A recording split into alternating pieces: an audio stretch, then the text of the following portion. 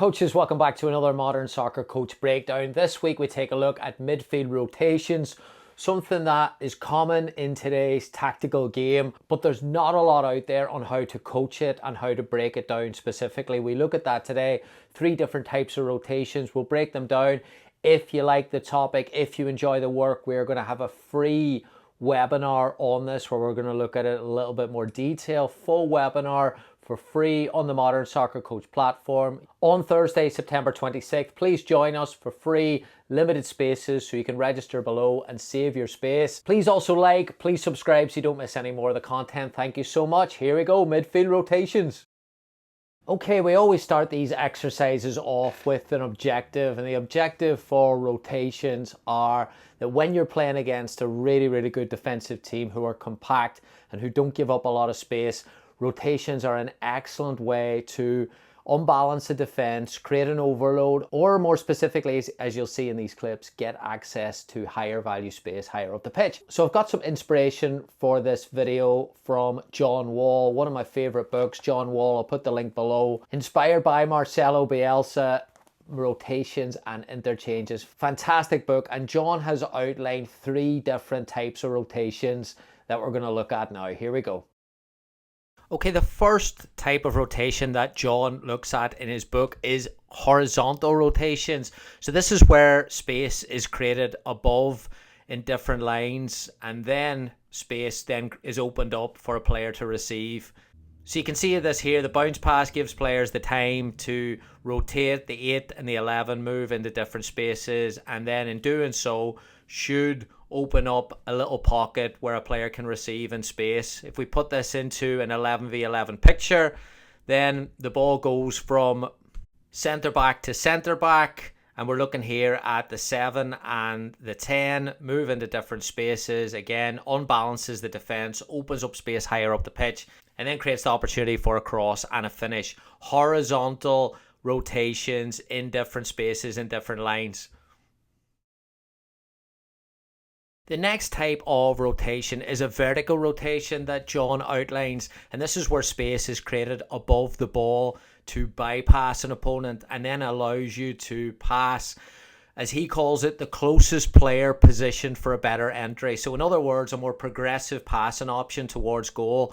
So in this example, you can see here again, the bounce pass is, you can call it the trigger, or creates the time for players to move. But once the bounce pass is played, the 9, the 10 then rotate, and then this should unlock a space higher up the pitch in a more vertical passing option.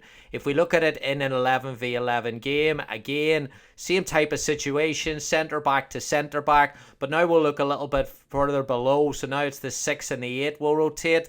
And again, the defensive block will be unbalanced here, so it will open up another space here for the 10, who has time and space to play forward with movement ahead by the number 9. So there we had the 6 and the 8 moving, 11v11, that vertical rotation that opens up space higher up the pitch. The third and final rotation that John shows is, of course, a combination of vertical and horizontal. So it sounds really complex, but it's probably more realistic to what you see in a game today. There are rotations happening all across the pitch. So understanding how these rotations take place and why. Now in the example, we're going to use more players, obviously. So it involves different lines horizontally and vertically. And as a coach, you can then maybe have an option of which one you prefer at the moment of the game. But if you put this into an 11v11 picture, again, probably looks like the modern day game that you're seeing, 11v11 at the highest level. There's rotations happening all over the pitch. How do you build this as a coach? Well, that's the important thing that we're going to look at in the webinar. But these 3 rotations I think are very important to understand the specific movements and the relationships between different positions and different units in the pitch.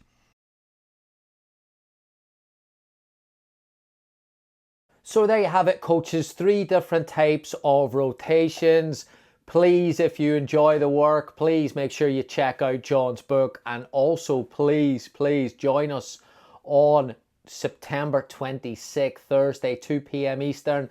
On the link below, you can register. We're going to go into more of how to coach this inside a training session, how to set the team up.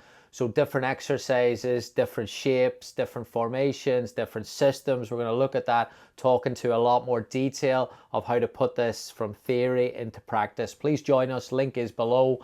A big takeaway for me is that whenever you're looking at the rotations, it's about where specifically that you're trying to unlock that space, and when specifically you're trying to unlock that space, and getting players on the same wavelength. So relationships are really important. Timing is really important. Again, that collective understanding where, when, why, and then how that you're bringing it all together. It takes a lot of work. That's why we're going to do an extra webinar on it.